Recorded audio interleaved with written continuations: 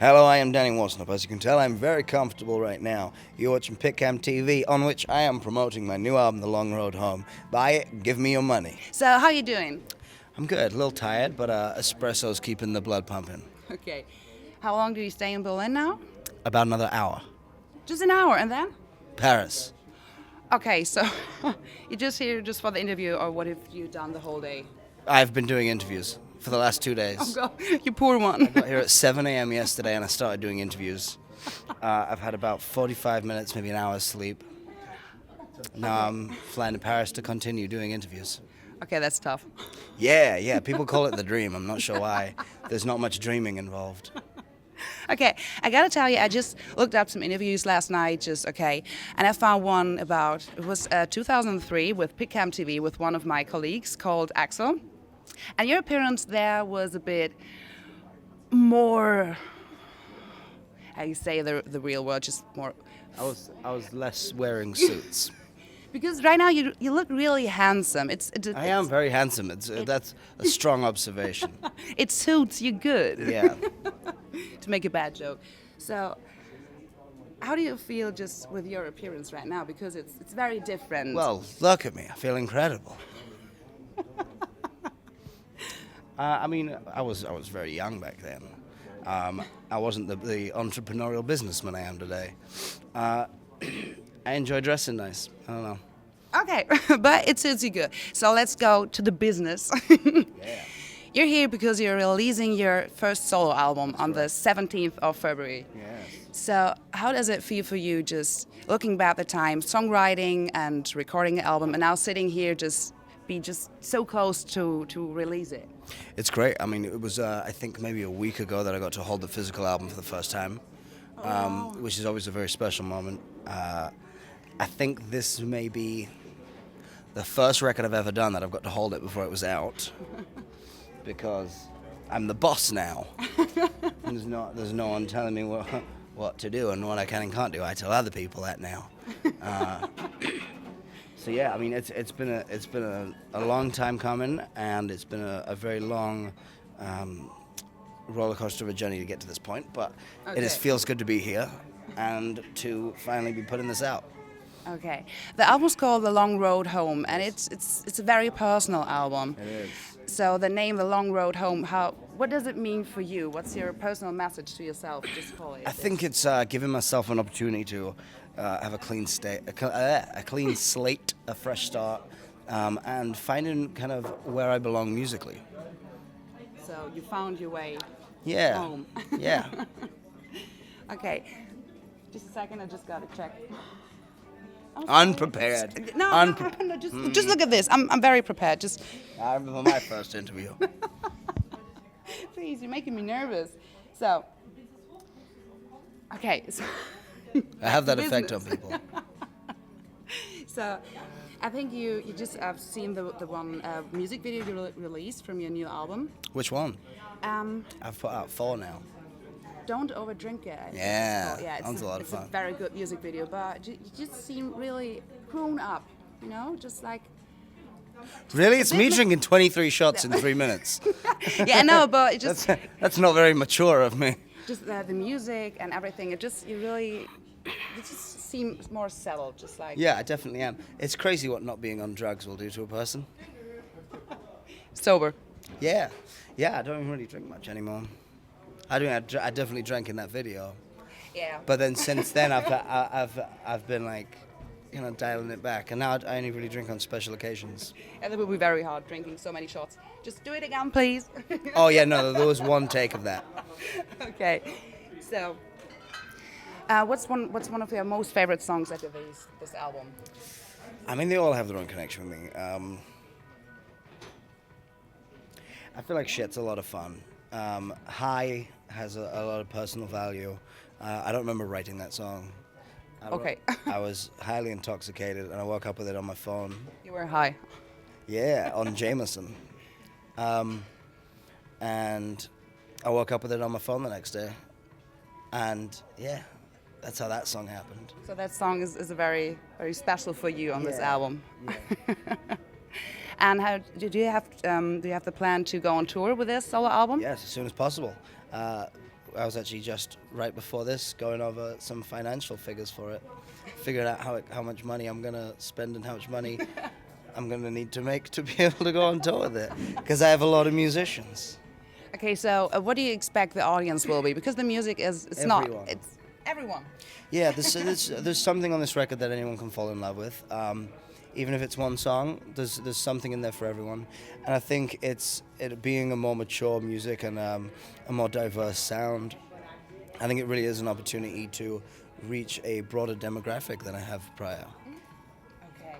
It sounds good, but just because I was imagining just like all the fans of Asking Alexandria, just like, oh wow, he's dropping a new solo album. Some might be just like, oh, that's not my type of music, but then there's going to grow a new audience because the music is. Yeah, I mean the country market's great. They've been very welcoming of me thus far.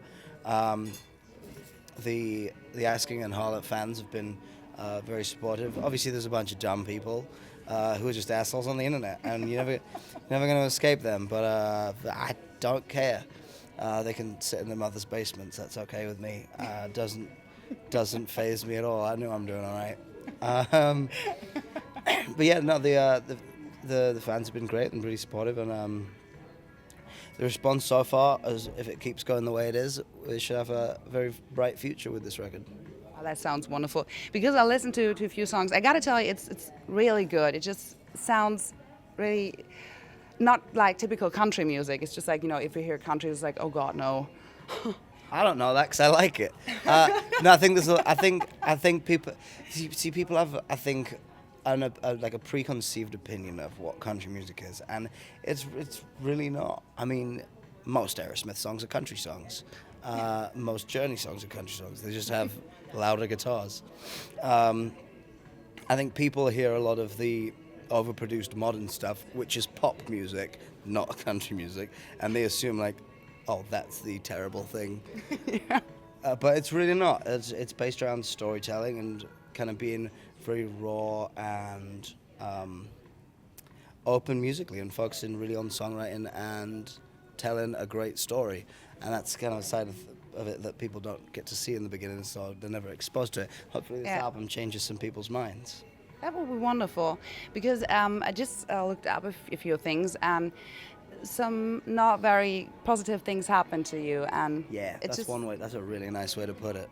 Yeah, it's just so hard to explain it, but and you just told it just like it would be a bit kind of therapy just to get it all out. So that was the idea for this record. It was never supposed to be heard. It was never supposed to be released.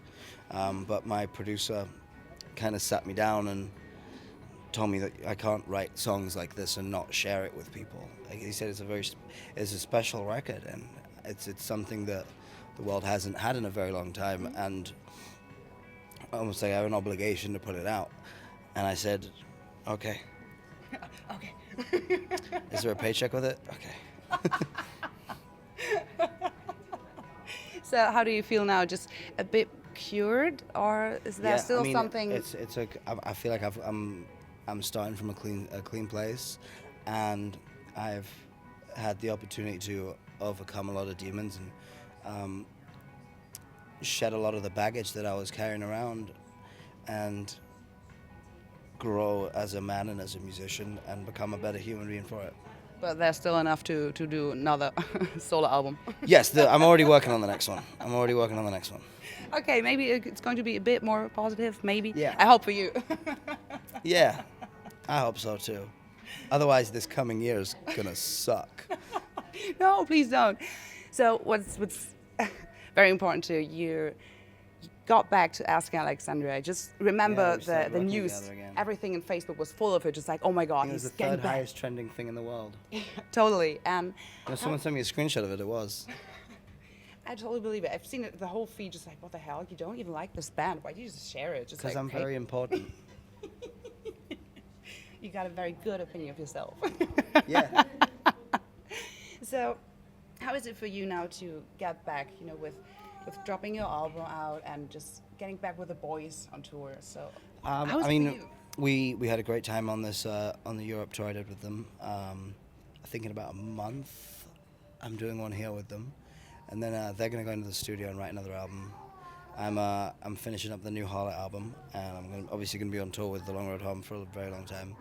But yeah, I mean, it's great kind of being in a room with those guys again. We hadn't spoken in 2 years, so Wow. it was like a little strange at first, but we're back on our feet and kind of just kind of getting used to being around each other again. It's I mean, it's nice to collaborate with those guys again. It's been, I think, 4 or 5 years since we did an album together. Okay, that's a long time. Yeah. So you gotta find your way together then. No, I mean, I still write. I still write in the same way. I mean, they're gonna go in the studio and write an album, and then, kind of as I have time, I'm gonna fly in and out and piece together stuff as it comes. But now it must be a bit different for you now, just being different person now, just a little bit, just to be Very just. much so. I mean, I'm in a position where it's not. I'm not taking everything all personally and being like, no, it has to sound like this. It's like they're writing a great album that they're very excited about, and I'm gonna come in and do what I do, and together create kind of the next chapter in that story. Okay. You're going to be. It's heavy. It's really, really heavy. I've been sent a few songs, and it's very heavy. Whoever was concerned about it not being heavy, this is heavier than the band has ever done before. It's about 5 times heavier than anything the band has ever written. Okay, but you got the strength to this, to do this. Yes, I'm fucking amazing. That's good. Yeah, it's as an idea, it's heavier than the early Slipknot albums. Oh, whoa, okay, that's a quote. Yeah. Okay, so everyone can be totally prepared for what's coming. They cannot physically prepare for it. I'm having to train the speed of my speech for some of the parts because it's insane. It's violent music. Okay, I'm going to be so excited. You're starting your tour now on the. Actually, if people go look on my Instagram, I think about 3 weeks ago I posted a teaser to one of the songs that I'm not sure I'm even allowed to, but I did it anyway. There's also a teaser of the new Harlot album on there too. And how did the people react? It was pretty crazy. Positively or just like, what the hell? Positively. Yeah. At first, people were confused as to what it was because I didn't caption it with anything. And there are still people finding out that I'm working with them again. Okay. So, I mean, there's all of a sudden just a video of me lighting off fireworks and just the heaviest shit ever behind it. It's like, what the hell is he doing there? Yeah. And then there's another one of me blowing stuff up behind me with a sweet-ass Harlot song that sounds like AC/DC, and it's amazing. I can see you feel good with your position right now, and you just. Yeah, I'm on top of the world. I mean, I've 3 great albums coming up. The acting stuff's been going great. I'm waiting to hear back from a couple new shows. Got 2 new movies coming up. Coming out with a bunch of new business stuff. You're looking like business. This really. is Danny Worsnop's year. 2017, your year. Yep, it's if you look on the Chinese calendar, it's Year of the Snop. The Maya just painted your face just Yeah. right next to 2017. Yeah. Okay, I got a little thing prepared. You know, I love the That's a game. black piece- that was a black piece of Yeah, paper. just you see, I prepared this. It's very nice. We're going to discuss squares. You know, I love the game. Finish the sentence. Okay. You know it. So I mean, it's kind of self-explanatory. you think? No, I don't think I it's. feel like I don't need to be ran through the rules. I just wanted to be nice, you know. So, if you have one superpower, what kind of superpower would be that you could have? Choose wisely. Listen, you don't think I've thought about this a million times. I used to be a drug addict. This is the kind of thing you sit and discuss a lot. It would be control over time and space. Why? Because you can do absolutely anything. Yeah, that's right. But With that power, you can fly, you can stop time, you can, I guess, in some form of way be invisible because you just stop time, walk around, do what you want. Okay. You can also paradigm shifts and just move along into another parallel universe and check out what's going on over there. You can do anything. Okay. It's choose wisely. So. That's about as wise as it gets. So the next thing is, if you could change one thing on touring just to cut it out forever, that would be? Oh, I would have, I mean, either a teleport machine, but that's unrealistic. I would have enough money for a private jet so I can go home every night. I would love to go home after every show. The worst thing in the world is... Sleep in your bed then. I mean, just being away from home and being away from the missus, who I've brought with me this time, and being away from my dog and being away from my things. So, I mean, if I could fly home every night, that'd be great. With time and space craft. Boom. Boom. Or if I just got paid obscene amounts of money for doing it. Okay, yeah. Like, here's $1 billion for singing and making stupid jokes for an hour and a half. That would be the easier plan. Yeah. Yeah, I could afford a private jet. So the last thing, what are you going to do when you're 69? I'm going to do what it says in the can. I'm going to 69. Really good answer. Okay, so do you have a favorite quote to give people on their way? Just like, don't eat yellow snow or something. Is there something no, just... I have my own mantra. It's buy my album, give me your money. You heard it. I don't know. No, I don't. You don't have a favorite quote? No. You need one, really. It's very important just to give it people. It's like, don't eat yellow snow, man. Actually, Willie Nelson has a great one. Don't be a dick. That's his one rule. Just don't be a dick. Very good. Okay, so thank you so much for the interview. Thank you so much for the information and stuff. So I wish you a good flight to Paris, a good promoting tour, and maybe we'll see us this year in Düsseldorf. You're playing here in Germany, one gig with Ask Alexandria. Yep, and then I'm already booking in stuff to come over, hopefully in July. With the London Home, so I'll be playing stuff there. Okay, so remember, kids, buy the album, listen to it, and go to the concert. Request it on radio, request it from promoters, talk about it, because the more people who are behind it, the sooner I can come here. That's how this works. If you guys support it and vocal about wanting it, I get to do it. And then I can come and play songs for you. If you don't, and you just kind of to yourself be like, "No, we should come here," I'll never be able to come because promoters and the people who book the shows will be like, "Well, no one wants him, so you got to talk about it on like the internet and stuff." And in one non-greedy way, the more you buy the album, the more they're like, "Okay, there's a demand for this here. We should get him to fly over and play a concert of music." And probably a whole bunch of shenanigans, telling silly jokes with a bunch of his friends who carry instruments. And then they fly me over and I do all of those things to a room full of you. That just really sounded like a QVC sellout. You know, it's like, this album. Yeah, it's good. It's good. Buy it.